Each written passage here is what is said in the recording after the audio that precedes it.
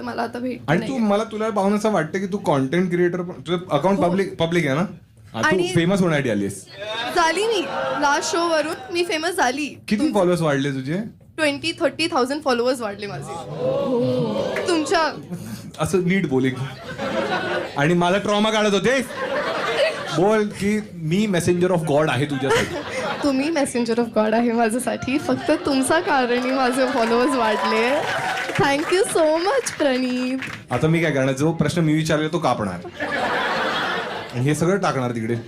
तर तुझे 0 फॉलोअर्स होते सगळे 20-30 हजार झाले. 2.5,000 होते आता मी 31,000.200. तुला काय वाटतं या कॉन्व्हर्सेशन नंतर किती होतील?